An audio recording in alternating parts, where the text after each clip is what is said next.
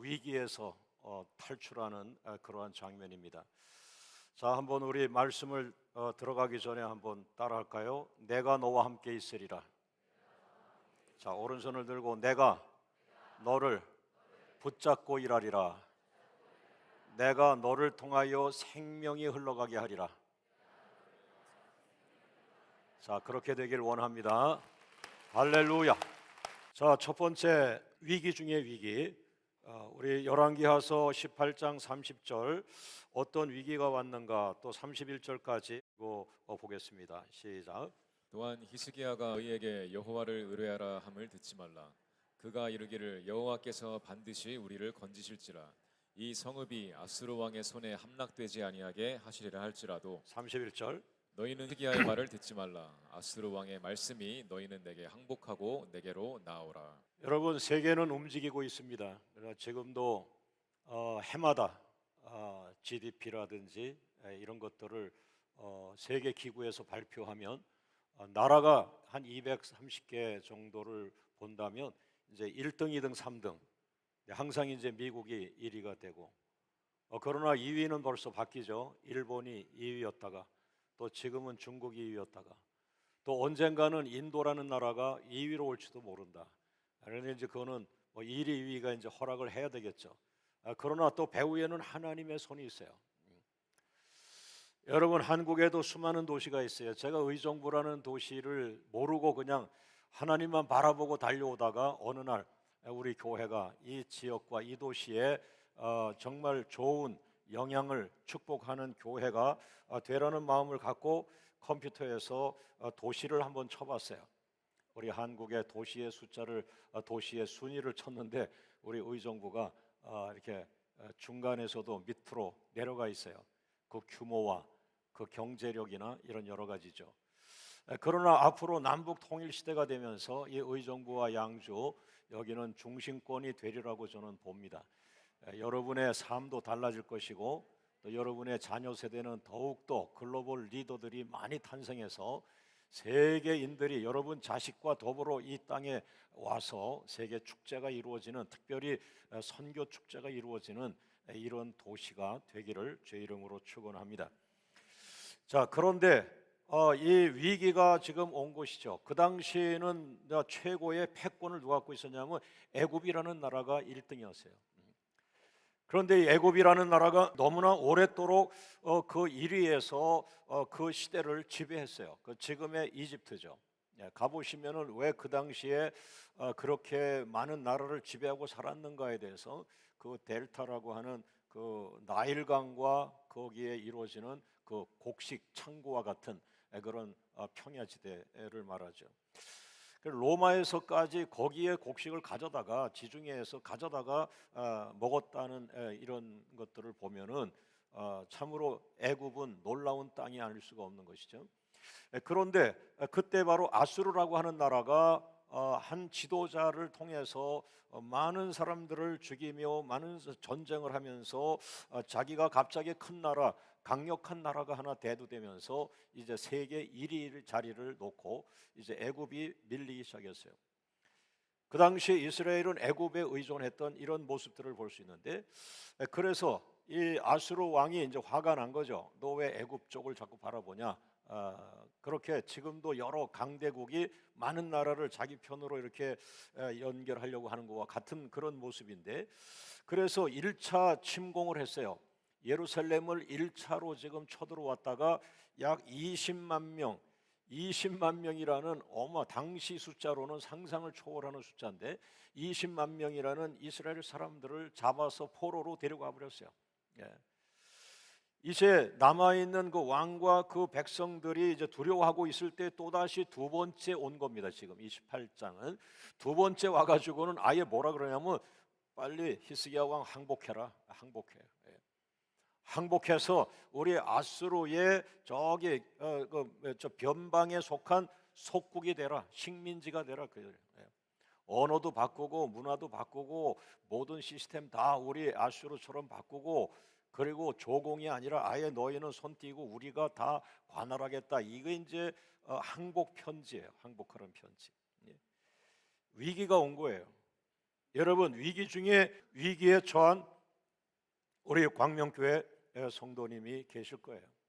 항상 설교 들으면서 오늘 그 말씀이 무엇인가 내 가정과 한번 적용해보고 설교가 끝날 때 되면 이 문제에서 하나님의 영광도 나타나지만 또 여러분의 가정 문제도 치유받고 돌아가는 은혜가 있기를 원합니다. 자, 두 번째, 그러면은 크리스천들은 그 위기를 어떻게 대처하는가 합니다. 21세기 현대인들은 어떻게 대처하는가라고 하는 것을 성경을 통해서 본다면, 두 번째, 히스기야 왕은 그 위기를 가지고 여호와의 전으로 가서 기도하였다. 자, 열왕기하서 19장 1절과 2절을 같이 읽습니다. 히스기야 왕이 듣고 그 옷을 찢고 굵은 배를 두르고 여호와의 전에 들어가서 왕궁의 책임자인 엘리야김과 서기관 셈나와 제사장 중 장로들에게 굵은 배를 들려서 아모스의 아들 선지자 이사야에게로 보내매. 여러분, 크리스천들이 위기를 대처하는 법 두 가지를 히스기야 왕이 제안하고 있는데, 첫째는 뭐냐면 빨리 성전으로 가라, 빨리 교회 가서, 아니면은 너의 개인적인 기도처, 기도 자리로 가서 그 기도 자리에 가서 무릎을 꿇어라. 이거는 방법이 없다. 무릎밖에는 방법이 없다. 무릎으로 이 문제를 극복하라. 이게 첫 번째고, 두 번째는 빨리 사신을 보내가지고 너의 기도의 멘토를 찾아가라. 이사야 선지자를 찾아가서 이 문제를 의뢰하고 왕인 내가 기도를 부탁하더라고. 그리고 이사야 선지자가 뭐라고 말씀하는지 그 기도의 멘토가 말한 말을 가지고 와라, 이러잖아요. 오늘 여러분, 첫째, 여러분의 기도 자리를 점검하십시오. 여러분, 이 시대가 암울한 것은 영어 잘하는 사람 많고 독일어 하는 사람 많고 세계적인 인물들이 한국의 자식들 가운데 미국 최대 대학을 막 들어갑니다. 그리고 프랑스에서, 영국에서, 독일에서 그 나라 정부 요인이 되어 쓰임 받습니다. 지금 세계 정부에서 쓰임 받는 한국 자식들만 모아놓으면 그게 유엔보다 더 큰 힘이 있을 수도 있는 이런 시대에 지금 우리가 살고 있습니다. 그러나 문제가 무엇입니까? 그 박사님들, 그 최고의 정치인들, 그 최고의 경제계의 인물들이 기댈 만한 이사야가 없는 것입니다. 기도의 멘토가 없는 것입니다. 여러분, 돈이 300조, 200조를 갖고 있다고 해서 그것으로 세상을 다 이룰 수 있다면 온통 세상은 부자들이 해야 됩니다. 그러나 그들도 10년 안에 망했다가 10년 뒤에 또 일어났다가 할 수 있는 거예요. 왜냐하면 배후에는 하나님이 계시기 때문이죠. 그 하나님과 관계하는 기도의 안테나를 가진 사람이 기도의 멘토가 되는 것입니다. 할렐루야. 오늘 교회 지도자들까지도 세상의 지도자를 닮아가려고 자꾸 세상으로 가지만은, 그러나 교회 지도자들은 계속 하나님 앞으로 골방으로 할렐루야. 누가 하나님과 교통하는 기도의 안테나를 갖고 있는가? 여러분, 크리스천들의 위기의 대처법은 첫째가 하나님 앞에 가서 무릎 꿇는 것이며,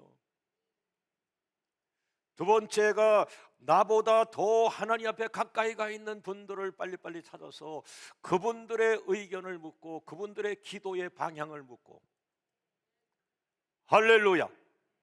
그러면서 어느 날 여러분 스스로가 여러분의 며느리의 기도 멘토가 되어야 하고, 여러분이 여러분 사위의 기도의 멘토가 되어야 되고, 할렐루야.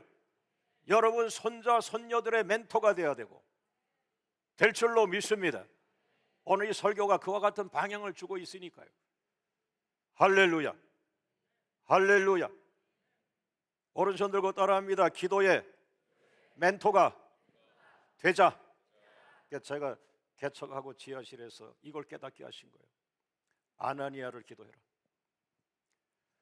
사울이 난리치고 교회를 핍박할 때에 하나님께서 그를 갖다가 복음의 폭탄으로 때려가지고 말에서 떨어져가지고 장님이 되는데, 그때 그 장님이 된 눈을 열게 하시는 분이 누구냐 하면은 성경에 단 한 번 나오는 기도의 사람인데, 바로 그때 그 기도자를 불러서 아나니아야, 가서 똑똑한 척하는 저 사울의 장님 된 거 눈을 베껴줘라. 그리고 그를 축복해라. 그리고 그의 기도의 멘토가 되어줘라. 그러나 저는 개척교회 하면서 내가 지하실에서 나는 붙잡았어요. 하나님, 이 사울을 기도해 줬던 이 아나니아가 나의 멘토가 되게 해주세요. 나의 멘토가 되게 해주세요. 나의 멘토가 되게 해주세요. 할렐루야. 그 사이사이에도 저에게는 많은 기도 멘토가 나타났어요. 그들의 방향 제시, 그들의 축복권, 그들의 비전 기도, 그것이 오늘 저를 여기 있게 했어요. 저에게도 은사들이 있었던 거예요. 바로 기도의 은사들이었어요. 예. 남북 통일의 문제, 그 멘토를 찾아가야 됩니다. 오늘 여러분의 기도가 하늘의 보좌에 닿기를 주의 이름으로 축원합니다. 할렐루야. 자, 세 번째 같이 한번 읽어봅니다. 아수르 왕 사네립의 가장 큰 죄, 하나님께 드리는 기도를 단언한 죄. 이 기도를 단언하지 말라는 게 왜 단언? 너 기도해도 안 돼 그러는 거예요. 너 기도한다고 그 문제가 해결되냐? 야, 그 병은 의사도 포기한 거야. 그런데 네가 기도해야 한다고 되냐? 기도를 단언하는 거예요. 엄청난 죄예요. 우리 모두가 그 죄를 짓고 있어요. 수없이 많은 사람들이 그 죄를 짓고 있어요. 그런데 오늘 이 사네립이라는 왕이 바로 이 죄 때문에, 이 죄를 지음으로 인해서 하나님이 단박에 이 사람을 역사 속에서 없어지게 만들어 버려요. 누가 하나님을 무시했고, 누가 하나님을 모욕했고, 누가 하나님 앞에 엎드려 기도하는 종을 무시하고, 누가 기도를 제한하고 기도를 단언하고, 하나님은 그 사람을 반드시 찾아내려고 하죠. 자, 열왕기하서 19장 10절 말씀 같이 있습니다. 너희는 유다의 왕 히스기야에게 이같이 말하여 이르기를 네가 믿는 내 하나님이 예루살렘을 아수르 왕의 손에 넘기지 아니하겠다 하는 말에 속지 말라. 지금 그 사네립 왕이 정보가 좋아요. 정보팀이 좋아. 그래가지고 벌써 야, 나한테 항복해, 빨리 항복하고 속국으로 들어와, 식민지로 들어와 이렇게 했더니 이 히스기야 왕이 성전에 가서 기도했다는 전갈이 지금 온 거예요. 그 히스기야 왕이 항복하려고 하지 않고 자기가 믿는 하나님 찾아가서 기도하고 있고, 뭐 가슴을 치고 기도하고 있고, 그 다음에는 그 나라의 최고의 기도의 사람 이사야 선지자에게 사람 보내서 이걸 대처하려고 지금 그 기도의 멘토를 받고 있습니다. 이게 보고가 들어가니까 이 19장 10절 말씀하는 거예요. 저 히스기야가 기도한다고 하지만 그 기도가 무슨 의미가 있으며, 그리고 그가 기도하고 의존하는 그 야훼 하나님, 그 조그만 나라 하나님, 야, 너네 하나님이 얼마나 능력이 없으시면 그래 조그만 나라냐. 여러분 놀라지 마세요. 그때나 지금이나 이스라엘은 그 모양입니다. 더 땅이 크지 않았어요. 대국은 미국이고 인도고 중국입니다. 카자흐스탄만 해도 나라가 큽니다. 그러나 지금도 이스라엘은 지금도 요만해. 그때도 고만해. 그러면 파워는 뭐냐? 온리 가시에요. 하나님이 그 나라의 주인이세요. 신앙으로만 갈 수 있는 게 이스라엘이에요. 할렐루야, 할렐루야. 그래서 이 사네립 왕이 교만을 떨기 시작합니다. 여러분, 여러분의 신앙을 시기하는 마귀가 여러분 앞에서, 돈 많은 사람이 여러분 앞에서 돈을 자랑하며 교만을 떨게 만들 때 대적하지 마세요. 그냥 기도실로 와서 기도하세요. 하나님이 다스릴 수 있어요. 거기 혈기 내고 싸우지 마세요. 할렐루야. 네가 믿는 하나님이 하는 말에 속지 말라. 너 하나님 앞에 엎드려 기도하는 사람에게 너 하나님의 말에 속지 말라. 또 백성들에게 저 기도하는 히스기야 왕 말 듣지 말라. 또 기도하는 이사야 선지자가 틀림없이 그럴 거다. 하나님은 너희들을 저 아수르로부터 지킬 것이다. 틀림없이 그럴 거에 말하지만 그거 믿지 말라. 내가 왕이다. 난 아수르 왕 산헤립이다. 이렇게 얘기를 한 거예요. 예? 이제 죽으려고 곧 사인을 보내고 있는 거예요. 예? 여러분, 네 번째, 바로 거기에서 기도를 단언했고 하나님의 능력을 제안했고, 이것이 오늘 지성인들, 지적인 지도자들의 모습이죠. 교회에서는 오직 더 바이블, 하나님의 말씀, 오직 하나님. 할렐루야. 귀를 기울이셔야 합니다. 눈을 쫑긋 모으셔야 합니다. 하나님의 보좌가 보이기를 원합니다. 여러분의 기도와 찬양이 3층천을 뚫고 하늘의 보좌로 올라가는 것이 보여지기를 원합니다. 여러분, 마지막 절정이 왔습니다. 이제 전투가 일어나는데 우리는 기도의 전투를 마지막 해야 되죠. 네 번째, 히스기야 왕의 처절한 항복 독촉장 편지 실물 기도. 실물 기도. 실물을 갖다 놓고 기도하는 거예요. 이 실물 기도. 어떤 실물일까요? 열왕기하서 19장 14절 같이 읽어봅니다. 히스기야가 사자의 손에서 편지를 받아보고 여호와의 성전에 올라가서 히스기야가 그 편지를 여호와 앞에 펴놓고. 편지를 갖고 온 거야. 편지를, 항복하라는 편지를 갖다가 하나님 보세요. 항복하라고 그랬어요. 지금 여러분, 히스기야가 7가지의 기도를 드리는데요. 첫 번째, 오 하나님, 여기 항복하라는 사네립 왕의 편지를 들고 왔습니다. 두 번째, 여기에 항복하라는 편지를 하나님 성전 앞에다가 제가 펴놓았습니다. 이스라엘의 여호와만이 천하의 유일한 하나님이십니다. 네 번째, 이스라엘의 여호와께서 온 천지를 만드신 분이십니다. 다섯 번째, 우리의 절박한 기도 소리를 들어주시옵소서. 여섯 번째, 산헤립 왕이 보낸 항복하라는 편지를 하나님의 눈으로 직접 보시옵소서. 하나님을 모욕하고 기도자를 모욕하고 기도 같은 거를 해도 소용이 없다고 기도를 단언하고 있습니다. 마지막 7번째, 우리들을 산헤립 아수르 왕의 손으로부터 구원하여 주시옵소서. 할렐루야. 믿음이 좋은 왕에게 위기가 찾아온 것이지요. 인생을 살다 보면은 누구에게나 위기가 찾아오듯이. 그러나 야고보서 5장 16절은 이렇게 우리를 권면하고 있습니다. 한번 오른손을 높이 들고 여러분도 시인하는 감동으로 따라합니다. 의인의 간구는 역사하는 힘이 큼이니라. 다시 한번, 의인의 간구는 역사하는 힘이 크다. 우리 박수로 영광을 돌립니다. 할렐루야. 할렐루야. 여러분, 우리의 기도를 외면하지 않으시는 하나님, 내 앞에 와 있는 이 죽음의 위기에서 나를 죽음에다가 넘기지 않으시고 나를 생명줄로 붙잡아서 하나님 앞으로 끌어당기시는 우리 아버지 하나님, 정확한 응답이 왔습니다. 다섯 번째, 내가 내게 기도하는 것을 들었노라. 네가 나에게 기도하는 것을 들었노라. 너의 눈물을 보았노라. 너의 기도를 들었노라. 할렐루야. 남편이 일찍 죽고 젊은 엄마가 아이 둘을 키우는데 그가 새벽마다 지쳤는데도 불구하고 새벽에 와서 기도하는 것이 우리 아이들을 키울 수 있도록 작은 기업이라도 주시옵소서. 네가 기도하는 것을 내가 들었노라. 할렐루야. 할렐루야. 여러분, 열왕기하서 19장 20절 같이 읽겠습니다. 아모스의 아들 이사야가 히스기야에게 보내 이르되 이스라엘 하나님 여호와의 말씀이 내가 아수르 왕 사네립 때문에 내게 기도하는 것을 내가 들었노라 하셨나이다. 오른손 들고 따라합니다. 내게 기도하는 것을 내가 들었노라. 내가 들었노라.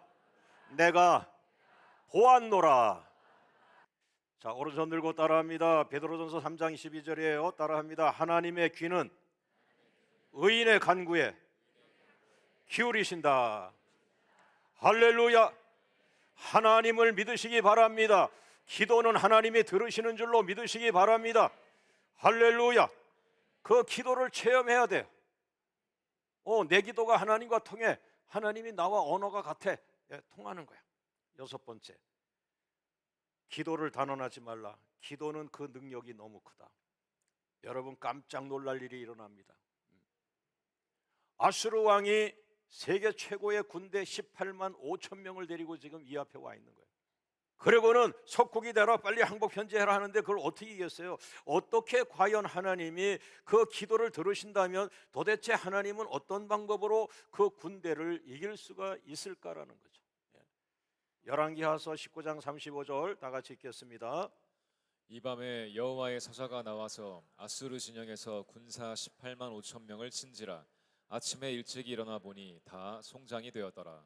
여러분 지금 우리 세계는요 큰 나라에서 무기를 공급해주고 저 나라에서 어떤 무기를 공급해주고 이쪽에서 탱크를 몇 대 보내주고 이쪽에서 포탄을 얼마 해주고 이쪽에서 현금을 얼마 해주고 이쪽에서 식량을 보급해주고 이런 것들이 지금 세계 네트워크입니다. 예.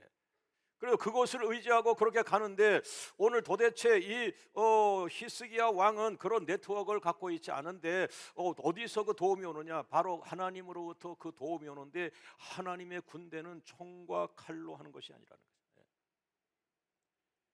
여호와의 사자가 그냥 잠깐 왔어요. 그런데 이걸 또 신학자들은 연구를 해요. 이 여호와의 사자가 왔는데 사자가 와서 18만 5천 명을 그냥 한순간에 죽여버렸는데 송장을 만들어 버렸는데 역사 속에 사라지게 만들었는데 도대체 여호와의 사자는 뭐냐라고 또 신학자들은 그걸 또 연구해서 어떤 분은 이거는 저 애굽 시대에 바로 왕 앞에서 마지막 장자의 재앙을 줘가지고 그 나라 장자가 한꺼번에 죽었을 때 왔던 그 천사가 다시 온 것이다 이렇게 말하는 사람도 있는 것이고 또 어떤 사람은 이 아수르 왕이 애굽을 무시하니까 애굽의 왕 중에 아주 강렬한 왕이 또 하나 나타나서 이 사람이 군대를 갖고 와서 갑자기 그날 밤에 공격해서 이 사람들이 죽은 것이다 이렇게 한 두세 가지 의견이 현재 나와 있는데 저는 그렇게 생각합니다. 그냥 천사다. 성경 그대로 하나님의 사자가 그냥 온 거예요. 하나님의 천사가 그냥 지나간 거예요. 다시 말하면 하나님의 성령이 운행하시는 것처럼 하나님의 성령이 지나간 것입니다. 하나님의 사자가 지나간 것입니다. 하나님의 임재, 하나님이 지나간 것입니다. 오늘 우리 예배를 축복하신 하나님, 하나님이 이곳에 임하시는 걸 하나님의 임재라고 합니다. 하나님이 그냥 임하시면 우리 모두가 은혜를 받습니다. 저 구석까지 은혜를 받습니다. 저 구석까지 은혜를 받습니다. 오늘 인터넷으로 예배하는 그곳까지 하나님의 임재가 임하는 것입니다. 하나님은 그런 분이십니다.